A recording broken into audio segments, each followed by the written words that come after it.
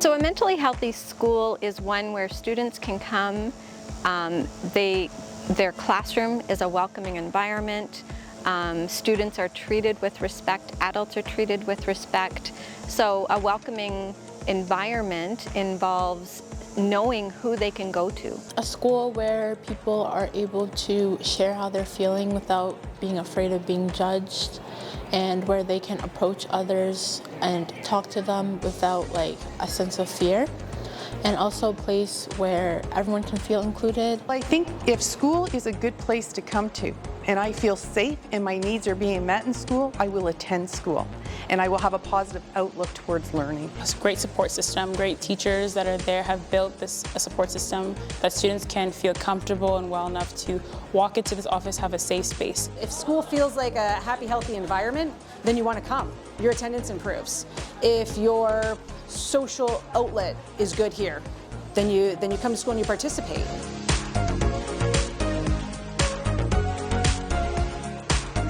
Students, when they come to school, they will learn better when they are feeling mentally well. So there's a connection between mental wellness and their education. Mental health, like your mental wellness and your academic performance, does have, I think, a little bit of a correlation. If you don't feel well at all, then your academic performance will be affected. Mental health connection with our academic success, I mean, it's one in one, right? If I'm not feeling well, I'm not able to perform. If I don't know how to handle the anxiety before a test or a big exam or a presentation. So really when we build our mental health toolbox, we're really giving them the tools to succeed in whatever in front of them. And so the better we can have students regulate their emotions, their behavior, all of those sorts of things, the more they will improve in their academics because they're more ready to learn.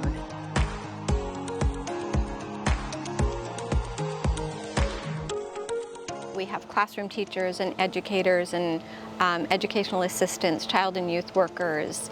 We have the classroom level of intervention where we are trying to teach students mental health curriculum, mental health wellness.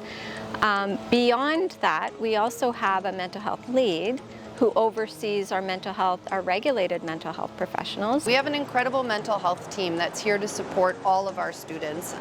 So whether that be from myself as mental health lead and our chief psychologist, as well as our program specialist, we have our psychotherapists that are in the school, as well as our psychologists. So we're all constantly working together, and we have some one-on-one counseling that is available to students.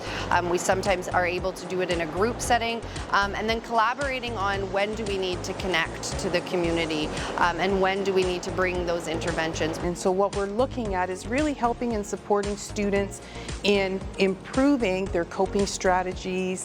It really helps them with their day-to-day functioning in a school setting with behavioral regulation as well. So we're really trying to use a proactive, positive approach in developing the skills so that we can change the trajectory of what their day-to-day at school will look like. And that's what we're trying to teach the students, because for some students, it is a skill that needs to be taught. I make a schedule on what I think is most important for my day and what I really need to do to be able to take off a little bit of stress a little bit at a time.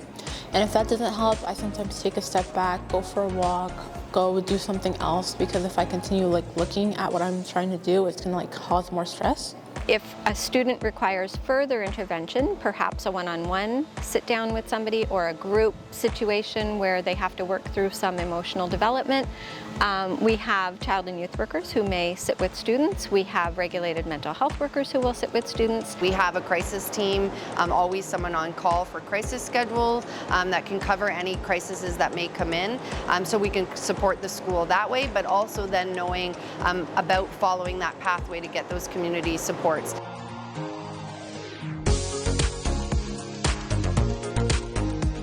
Our secondary schools, we have launched jack.org chapters.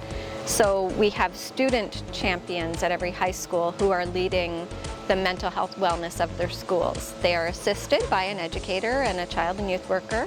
However, we really wanted the students to take charge of what their school needs.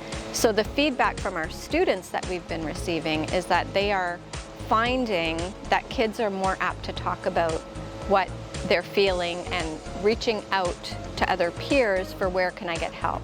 Our Jack room, for example, has been a very, it's been such a tremendous show out. Every lunch, people are always in there. It's always just an amazing atmosphere. We put different things in there to make people feel safe, feel welcome. It really has brought our school, I see it myself amongst my own peers, that Jack room always brings that happy side out of people, and I think that we've been doing a great job with that. I want to join the group because I want to help others to overcome what I overcome so they can be leaders in the future when other leaders are not there to lead them. We have a Jack room, and a lot of students are going there and spending time with their friends, spending time alone. Some students would go in there to lay down or just, meditate. We've held events through lunch where we've made a whole banner that hangs in our staircase with positive messages. We've also done a lot of things with our Instagram page. So we've been posting mental health quotes. We had some links in mostly the washrooms, and then inspiration was on the mirror of the washroom, because when they go in there, wash their hands, they just look at themselves, they're like, oh, this is not me. And then on the window, we just say, think about something that will cheer you up always. And we have them in the weight room on the mirrors there, so when the kids are working out, they can see something that reflects a positive message to them. Jack.org chapters are an incredible opportunity for our students to be leading peer-to-peer, really coming up with those initiatives on their own. There's no better way to feel connected than owning the projects that you're doing. And it's been an incredible opportunity to get to see those groups develop and the pride and the ownership that they take in really reducing that mental health stigma in our schools. It's now considered cool to be a part of one of these groups.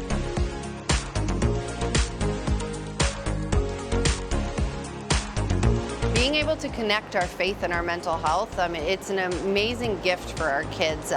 Together, talking about how do we take care of our bodies and how do we take care of our minds, but how incredibly we were made by God, and He wants us to do that, and we're meant to, do that. I believe there's a connection between my religion and my mental health, because God made everything and everyone, and He can see how your life is. He planned it out. And for your mental health, God can connect because He knows how your life is going to go around. When it comes to your faith, you're always thinking about Jesus and God and what He sacrificed and what He did for us to be here today.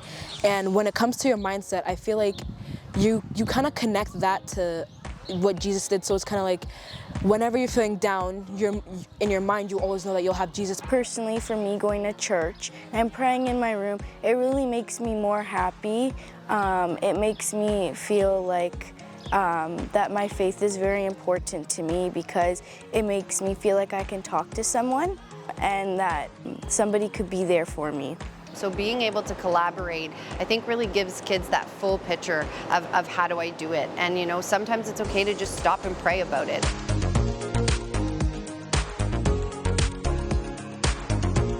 I think we're making huge progress. We're seeing more and more progress all the time, but really how we see the most progress and what we've really been focusing on is the student voice. And so really empowering the students to let us know how they're doing and what they need, because they're the ones that are going to need to take these skills throughout their lifetime. And so, as the old adage, or the old verse says, it takes a village.